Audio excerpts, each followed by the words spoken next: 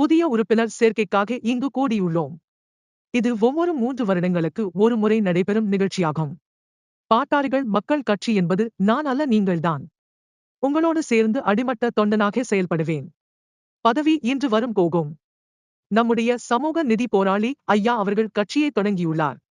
அவருடைய கொள்கையை நிலைநிறுத்த களத்தில் இறங்குவோம். இது உட்கட்சி விவகாரம், எதையும் எதிர்பார்க்க வேண்டாம். விரைவில் செய்தியாளர்களை சந்தித்து பேசுகிறேன். பாமக நிறுவனர் ராமதாஸ் வாஸ் அன்புமணி ராமதாஸ் மோதல் சோழிங்கநல்லூரில் அன்புமணி ராமதாஸ் கட்சி நிர்வாகிகளுடன் ஆலோசனை மேற்கொண்டார். தர்மபுரி மாவட்டம் கடத்தூரில் கடந்த 24 தேதி நடைபெற்ற கூட்டத்தில் பாமக தலைவர் அன்புமணி ராமதாஸ் கட்சி பதவியில் இருந்து நான் ஏன் மாற்றப்பட்டேன், அப்படி நான் என்ன தவறு செய்தேன் என மனவேதனையுடன் பேசினார். இந்த நிலையில் விழுப்புரம் மாவட்டம் தைலாபுரத்தில் நேற்று நிருபர்களை சந்தித்த பாமக நிறுவனர் ராமதாஸ் அன்புமணி மீது அடுக்கடுக்கான குற்றச்சாட்டுகளை முன்வைத்துள்ளார்.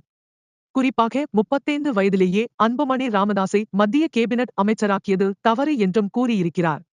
பாஜகவுடன் கூட்டணி அமைக்க காரணம் அன்புமணி சௌமியாதான். இருவரும் தனது கால்களை பிடித்து கண்ணீர் விட்டு அழுதனர். பாஜக கூட்டணிக்கு ஒப்புக்கொள்ளவில்லை என்றால் தற்கொலை செய்து கொள்வேன் என்று மிரட்டினர். அதனால் ஒப்புக்கொள்ள வேண்டிய சூழலுக்கு நான் தள்ளப்பட்டேன் என்று ராமதாஸ் தெரிவித்தார். பாமகவில் ராமதாஸ் அன்புமணி ராமதாஸ் இடையே மோதல் உச்சத்தை எட்டியுள்ளது தமிழக அரசியல் வட்டாரத்திலும் பரபரப்பை ஏற்படுத்தியுள்ளது. இந்த நிலையில் அன்புமணி ராமதாஸ் கட்சி நிர்வாகிகளை இன்று சந்தித்தார். சென்னை சோழிங்கநல்லூரில் உள்ள தனியார் திருமண மண்டபத்தில் இன்று முதல் 3 நாட்கள் ஆலோசனை நடத்த உள்ளார்.